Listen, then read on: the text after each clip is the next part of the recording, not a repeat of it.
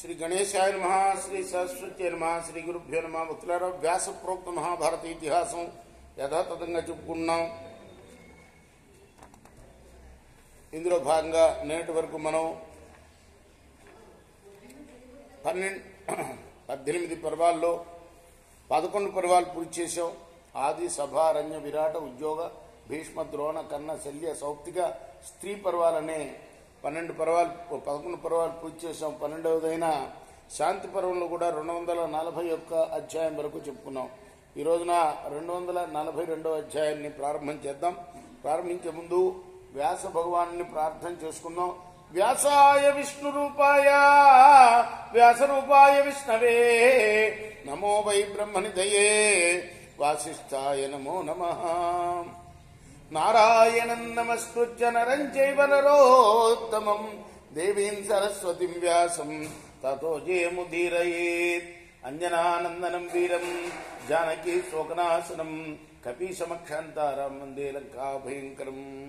సదా నింబవృక్షస్య మూలాధివాసాత్ సుధాశ్రావిణం తిక్తమప్యప్రియంతం తరుం కల్పవృక్షాధికం సాధయంతం నమామీశ్వరం సద్గురుం సాయినాథం. సమర్థ సద్గురు సాయినాథ్ మహారాజ్ की जय. సుక ఉవాచ క్షరాత్ ప్రభృతి సర్గః సగుణాని ఇంద్రియాణి చ బుద్ధ్వైశ్వర్యాతి సర్గోయం ప్రధానశ్చాత్మనః శ్రుతం. సుక మహర్షి అంటానికి వీల్లేదు ఇక్కడ, ఎందుకంటే చిన్నతనంలోనే ప్రశ్నలు అడుగుతున్నాడు వ్యాసుల వారిని. అప్పటికి ఇంకా మహర్షి గాలే, ఇంకా తండ్రి చేత ధర్మబోధ చేయించుకుంటున్నాడు అనమాట. శుకుడు అడుగుతున్నాడు, క్షరుని నుండి 24 తత్వాలతో కూడిన సృష్టి ఈశ్వర సంబంధమైంది, గుణసహితమైన ఇంద్రియాది సృష్టి జీవ సంబంధమైంది, బుద్ధి సామర్థ్యం వల్ల ఏర్పడింది. ఇది అసాధారణం. బుద్ధి అనేది సామర్థ్యం వల్ల ఏర్పడింది, ఇది అసాధారణం, బంధన హేతు అవుతుంది కాబట్టి ఇది ప్రధానం. భూయ ఏవత్ లోకేస్మిన్ సద్వృత్తిం కాలహైతికీం ఏయా సంతః ప్రవర్తంతే తదిత్యామ్యనువర్తితం. ఇప్పుడు యుగానుసారంగా లోకంలోని శిష్టుల సదాచార విశేషాలు మీరు చెప్తే వినాలని అనుకుంటున్నాను. వాటిని అనుసరించి సత్పురుషులు ప్రవర్తిస్తారు, నేను కూడా దాన్ని అనుసరించాలి అనుకుంటున్నాను. వేదే వచనముక్తంతు కురుకర్మ చేతి కథమే తద్వజానీయం తచ్చ వ్యాఖ్యాతుమర్హసి. వేదాల్లో కర్మ నిష్కర్మ 2 రకాలుగా చెప్పబడింది. అంటే పని చేయమని పని మానమని 2 రకాలుగా చెప్పారు. దాన్ని ఎలా అర్థం చేసుకోవాలి, దాన్ని వివరంగా చెప్పండి. లోక వృత్తాంత తత్వజ్ఞ పూతోహం గురు శాసనాత్ కృత్వా బుద్ధిం విముక్త ఆత్మ దక్షామ్యాత్మనమవ్యయం. తమ వంటి గురువు ఉపదేశం వల్ల నేను పవిత్రున్నయ్యాను. తండ్రే కాకుండా గురువు కూడా అన్నమాట. తండ్రే మొదటి గురువు అంటారు శాస్త్రం ప్రకారం. వ్యాసుల వారిని అంటున్నాడు, లోక వృత్తాంత తత్వాన్ని గ్రహించాను కాబట్టి ధర్మం ద్వారా బుద్ధిని సంస్కరించుకొని విముక్తున్నై అవ్యయ పరమాత్మను చూస్తాను. వ్యాస ఉవాచ యథా వై విహితా వృత్తి పురస్తాత్ బ్రాహ్మణ స్వయం ఏషా పూర్వతరై సద్భి ఆచీర్ణా పరమర్షభి. వ్యాసుల వారు చెప్తున్నారు, తొలుత బ్రహ్మే స్వయంగా ఆచార వ్యవహారాలను విధించాడు. దాన్నే ప్రాచీన మహర్షులు సత్పురుషులు పాటించేవాడు. బ్రహ్మచర్యేణ వై లోకాన్ జయంతి పరమర్షి ఆత్మస్య తత శ్రేయాంసి అన్విచ్చన్ మనసాత్మని. పరమర్షులు బ్రహ్మచర్య పరిపాలన ద్వారానే ఉత్తమ లోకాన్ని పొందారు. కాబట్టి మనసా ఆత్మశ్రేయస్సును కోరుకుంటూ ముందుగా బ్రహ్మచర్యాన్ని పాటించాలి.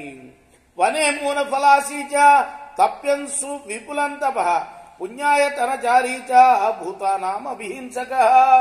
వానప్రస్థ ధర్మంతో వనంలో నివసిస్తూ ఫలాలు మూలాలు భుజించాలి, ఘోర తపస్సు చేయాలి, పుణ్యతీర్థాలు సేవించాలి, ప్రాణిహింస చేయతగదు.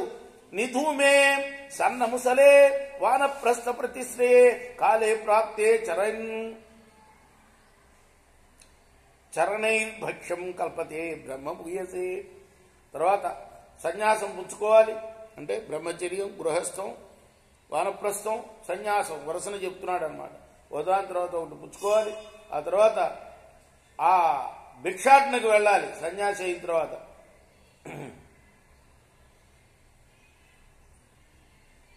ఎప్పుడు వెళ్ళాలి ఆ సమయం కూడా ఉన్నదిగా శాస్త్రంలో. ధాన్యం దంచే చప్పుడు రానప్పుడు, ఇంటి నుండి పొగ రావటం ఆగినప్పుడు మాత్రమే భిక్షకు వెళ్ళాలి. ఇలా జీవించిన వాడు బ్రహ్మభావాన్ని పొందడానికి అర్హుడవుతాడు. నిస్తుతర్ నిర్నమస్కార పరిత్యజ్య శుభాశుభే అరణ్యే విచరైకాకి ఏవ కేవజిదాసిత. స్థుతులకు నమస్కారాలకు దూరమై శుభాశుభ కర్మాలను రెండింటినీ విడనాడి దొరికిందేదో తింటూ అరణ్యంలో ఒంటరిగా తిరుగు. సుఖవాచ యదిదం వేదవచనం లోకనాథే నిరుజ్యతే ప్రమాణేన ప్రమాణే చ విరుద్ధే శాస్త్రతాకుత ఇచ్చేతత్ శ్రోతుమిచ్చామి ప్రమాణం తు భయం కథం కర్మణామ విరోధేన కథం మోక్ష ప్రవర్తతే. శుకుడన్నాడు, కర్మను గురించి విధి నిషేధాలు రెండు వేదం ప్రతిపాదిస్తుంది. అంటే ఇది చేయొచ్చు, ఇది చేయకూడదని. విధి నిషేధం అంటే అది. విధి అంటే చేయాల్సింది, నిషేధం అంటే చేయకూడదు. ఇది లోకానికి విరుద్ధంగా కల్పిస్తుంది తండ్రి. ఇది ప్రామాణికమా కాదా? ప్రామాణికం కాకపోతే అది శాస్త్రం ఎలా అవుతుంది? రెండు ప్రమాణాలు ఎలా అవుతాయి? కర్మ వైరుధ్యంలో లేకుండా మోక్షం ఎలా సిద్ధిస్తుంది? ఇదంతా వినాలని ఉంది. ఇత్యుక్త ప్రత్యువాచేదం గంధవచ్చా సుతశ్రుతం ఋషిస్తత్ పూజయోగ్యాఖ్యం పుత్రస్యామిత చేసహ. ఇదంతా భీష్ముడు ధర్మరాజుకి చెప్తున్నాడు. వ్యాసుడికి శుకుడికి మధ్య జరిగిన సంభాషణని యథాతథంగా ధర్మరాజు చేసిన ప్రశ్నకి సమాధానంగా చెప్తున్నాడు. భీష్ముడు అన్నాడు, శుకుడు అలా ప్రశ్నించగానే మహా తేజస్శాలి అయిన తన కుమారుని మాటలను మన్నిస్తూ సత్యవతీ సుతుడైన వ్యాసుడు వారు కొడుక్కి ఇలా బదులు చెప్పాడు. వ్యాసువాచ బ్రహ్మచారి గృహస్థ వారప్రస్థోద విచ్చుగా యథోక్తచారిణే సర్వే గచ్చంతి బ్రహ్మాంగతి. బ్రహ్మచారి అయినా, గృహస్థుడైనా, వానప్రస్థుడైనా, సన్యాసి అయినా ఆయా ఆశ్రమ ధర్మాలను పాటిస్తే పరమ గతిని పొందగలుగుతాడు. ఏకో వాప్యాశ్రమావేతాన్ యోనుతిథ్యేత్యదా విధి అకామద్వేష సంయుక్త సపరత్ర విధీయతే. ఈ ఆశ్రమాల్లో ఏ ఒక్కదాన్నైనా యథాశాస్త్రంగా రాగద్వేషాలు లేకుండా అనుష్ఠించిన వాడు పరమాత్మ తత్వ జ్ఞానాన్ని పొందుతాడు. చతుష్పతి శ్రేణి బ్రాహ్మణ్యేష ప్రతిష్ఠిత ఏతామారుహ్య నిశ్రేణి బ్రహ్మలోకే మహీయతే. పరబ్రహ్మ ప్రాప్తి కోసం ఈ 4 ఆశ్రమాలు 4 మెట్లుగా తయారైన నిచ్చెన. ఈ నిచ్చెన ఎక్కి ముందుకు పోయినవాడు బ్రహ్మలోకంలో సమ్మానాన్ని అందుకుంటాడు. ఆయుషస్తు చతుర్భాగం బ్రహ్మచర్య అసూయక గురౌవ గురుపుత్రేవ వసే ధర్మార్థకో విధ. ఆయుష్లో 4వ భాగాన్ని బ్రహ్మచారి అయి అసూయారహితుడై గురు సన్నిధిలో గాని గురుపుత్ర సన్నిధిలో గాని వసించిన వాడు ధర్మార్థకోవిదుడు కాగలడు. జగన్య సాయి పూర్వం ప్యాత్ ఉత్థాయ గురువేస్ముని యచ్చ శిష్యేన కర్తవ్యం కార్యం దాసేన వాపున. గురువు నిద్రించిన తర్వాత నేల మీద పడుకొని గురువు కన్నా ముందు నిద్ర రేవాలి. గురుగృహంలో శిష్యుడు కానీ దాసుడు కానీ చేయదగిన పనులు అన్నింటినీ కూడా చేయాలి. కృతమిచ్చేవ తత్సర్వం కృత్వా తిష్టేత పార్శ్వత కింకర సర్వకారీ సర్వకర్మసు కోవిధ. గురువు పని చెప్పినప్పుడు వెంటనే చేస్తానంటూ దాన్ని పూర్తి చేసి గురు సన్నిధిలో నిలవాలి. ఆదేశాల కోసం ఎదురు చూస్తూ సేవకుడిలాగా అన్ని పనులు చేయాలి. సర్వకర్మ నైపుణ్యాన్ని సంపాదించాలి. కర్మాతిశేషేన గురువు అధ్యేతవ్యం భూషద దక్షిణోన అపవాది స్యాత్. ఆహూతో గురుమాశ్రయాత్. ఆత్మోన్నతిని కోరుకునే శిష్యుడు గురువు చెప్పిన పనులన్నింటినీ కూడా ముగించి గురు సన్నిధిలో అధ్యయనం చేయాలి. అందరిపై దాక్షిణ్యం చూపాలి. ఎవరి గురించి చెడు మాట్లాడకూడదు. గురువు పిలిచినప్పుడు వెంటనే దగ్గర చేరాలి. శుచిర్దక్షో గుణోపేత బ్రూయాదిష్టమివాంతరా చక్షుషా గురుమవ్యగ్రహ నిరీక్షత చితేంద్రియ. పవిత్రుడై, సమర్థుడై, గుణవంతుడై, మధ్య మధ్య గురువుకి ఇష్టమైన మాటలు చెప్పాలి. ప్రశాంతంగా గురువు మీదనే దృష్టిని నిలపాలి. ఇంద్రియాలను జయించాలి. నా భుక్తవతి చాస్నీయాత్ అపీతవతి నో పిబేత్ నా తిష్టతి తథాపేత నా సుక్తే ప్రశ్వసేత చ. గురువు భుజించక ముందు భుజించకూడదు. గురువు నీరు తాగక ముందు తాను తాగకూడదు. గురువు కూర్చొనక ముందు తను కూర్చొనకూడదు. గురువు నిద్రించక ముందు తను నిద్రించరాదు. ఉత్తానాభ్యంచ పాణిభ్యాం పాదాశ్చ మృదుస్పృశే దక్షిణం దక్షిణేన ఇవ సవ్యం సవ్యేన పీడయేత్. రెండు చేతులు చాపి కుడి చేతితో గురువు గారి కుడి పాదాన్ని, ఎడమ చేతితో గురువు గారి ఎడమ పాదాన్ని మృదువుగా స్పృశించాలి. అభివాజ్య గురుం బ్రూయాత్ అధీశ్వ భగవన్నితి ఇదం కరిష్యే భగవాన్ ఇదం చాపి కృతం మయా. గురువుకు నమస్కరించి స్వామి చదువు చెప్పండి అని అడగాలి.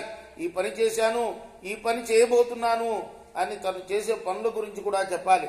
బ్రహ్మస్తదపి కర్తాస్మి యద్భవాన్ వక్షతే పునః ఇది సర్వమనుజ్ఞాప్య నివేద్య చ యథావిధి కుర్యాత్ కృత్వా చ తత్సర్వం ఆఖ్యేయం గురువే పునః. స్వామి ఇంకా తమరు ఏదైనా చెబితే అది కూడా చేస్తాను అనే విషయాన్ని కూడా నివేదించాలి గురువు గారికి. ఆయన అనుమతితోటే పనిచేయాలి. చేసిన తర్వాత విషయం అంతా మరలా చెప్పాలి. యాం సుగంధా రసాన్వాపి బ్రహ్మచారిని నా సేవతే సేవేత తాన్ పరమా సమావృత్య ఇది ధర్మేషు నిశ్చయః. ఏకేచిద్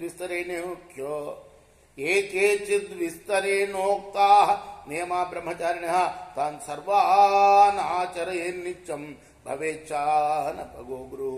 స ఏవం గురువే ప్రీతిం ఉపహృచ్ఛేదాఫలం ఆశ్రమాదాశ్రమాశ్వేష శిష్యో వర్తేత కర్మణః వేదవ్రతోపవాసేన చతుర్థే చాయుషోజగతే గురువే దక్షిణాన్ దత్వా సమావర్తే జదావిధి ధర్మలబ్ధైర్యుతోదారై అగ్నిమత్వాజ్యత్నతః ద్వితీయ మాయుషో భాగం గృహమేధి భవేద్వ్రతి. బ్రహ్మచర్యంలో నిషేధింపబడిన గ్రంథాలను గాని రసాలను గాని బ్రహ్మచారి సేవించకూడదు. సమావర్తన సంస్కారం తర్వాతనే వాటిని సేవించవచ్చు అని శాస్త్రం నిర్ణయం. ఇప్పుడు దీన్నే గ్రాడ్యుయేషన్ అంటున్నారు. సమావర్తనం అంటే గ్రాడ్యుయేషన్ అన్నమాట. బ్రహ్మచారికై వివరంగా ప్రస్తావింపబడిన నియమాలన్నింటినీ కూడా నిత్యం ఆచరించాలి. నిత్యం గురు సన్నిధిలోనే ఉండాలి. శిష్యుడు ఈ రీతిగా గురువుకు ఆనందాన్ని కలిగించి యథాశక్తిగా గురుదక్షిణ ఇచ్చి బ్రహ్మచర్యాశ్రమం నుండి గృహస్థాశ్రమంలో ప్రవేశించి గృహస్థ ధర్మాలను పాటించాలి. వేదోక్త వ్రతాలతో ఉపవాసాలతో ఆయుష్లో 4వ భాగం గడిచిపోయిన తర్వాత గురువుకు దక్షిణ ఇచ్చి యథాశాస్త్రంగా సమావర్తన సంస్కారాన్ని పొందాలి. బ్రహ్మచారి ధర్మబద్ధంగా వివాహమాడి ఆమెతో కలిసి యత్నపూర్వకంగా అగ్నిస్థాపన చేసి ఆయుష్లోని 2వ పాదాన్ని గృహమేధి వ్రతశీలుడై గలపాలి. అంటే 4 భాగాలు చేసి ఆయుష్ని, 1 భాగం బ్రహ్మచర్యం, 2వ భాగం గృహస్థం, 3వ భాగం వానప్రస్థం, 4వ భాగం సన్యాసాశ్రమం అన్నమాట. ఇది శ్రీ మహాభారతే శాంతి పర్వణి మోక్షధర్మ పర్వణి సుఖానుప్రశ్నే 240-అధిక-200తమోధ్యాయ. ఇది వ్యాస మనిషి రచించిన మహాభారత ఇతిహాసంలోని శాంతి పర్వంలోని 242వ అధ్యాయం. రేపు 243వ అధ్యాయాన్ని ప్రారంభం చేద్దాం. కృష్ణార్పణమస్తు. సాయి కృష్ణార్పణమస్తు.